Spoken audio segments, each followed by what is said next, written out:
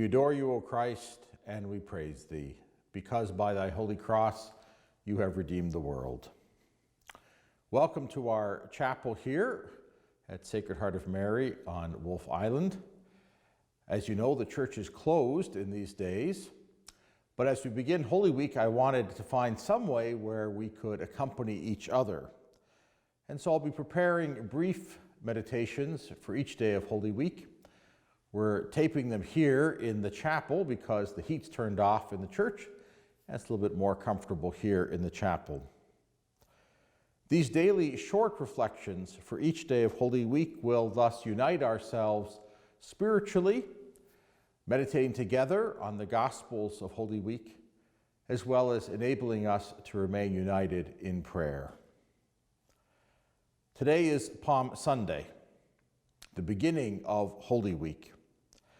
And in the Gospel for Palm Sunday, where we read the Passion of the Lord Jesus Christ, that long reading from Matthew's Gospel, we hear about the preparations.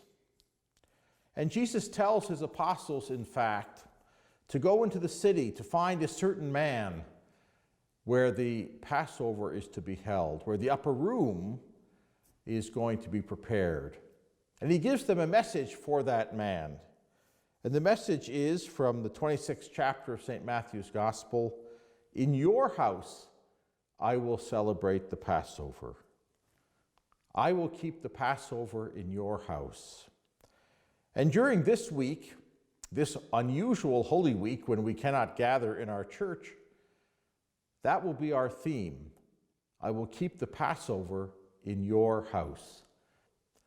That was the message that Jesus gave to the apostles when he was preparing for that Passover of that first Holy Week, what we call the Last Supper.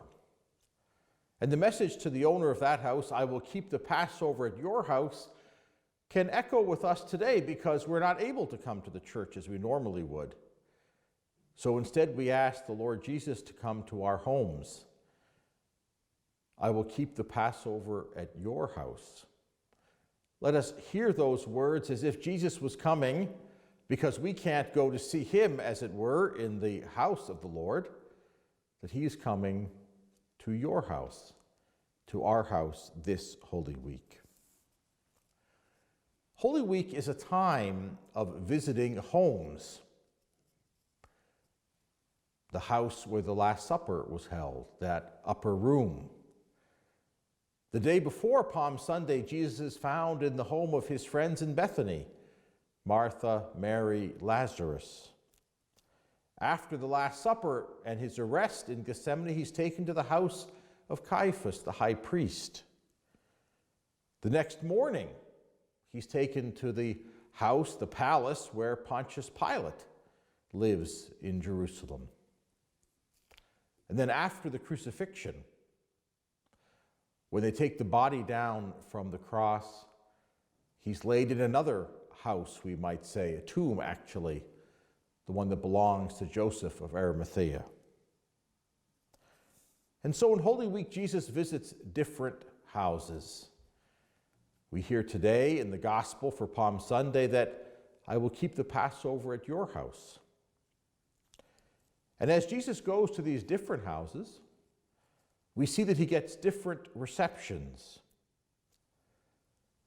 The question for us in this unusual Holy Week where we are staying at home is, what kind of reception will your house give to Jesus when he comes to celebrate the Passover with you?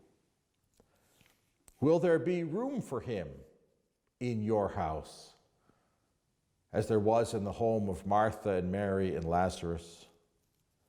Will there be a time set aside for him, a place even set aside for him, where the liturgies of Holy Week may be followed, where you may pray together with your family members?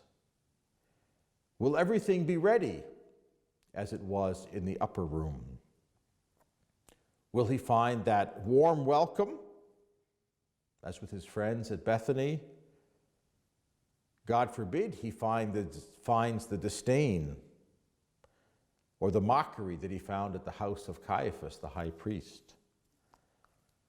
Will he be judged wrongly as he was at the house of Pontius Pilate? Will he be abandoned by everyone, nearly everyone, and when it comes time for his burial, have to use a borrowed tomb? In this most unusual Holy Week, that is the challenge for us, to prepare our homes and our hearts to celebrate what normally we would celebrate together in the church, rather at home, united only spiritually. I will keep the Passover at your house. Praised be Jesus Christ, now and forever.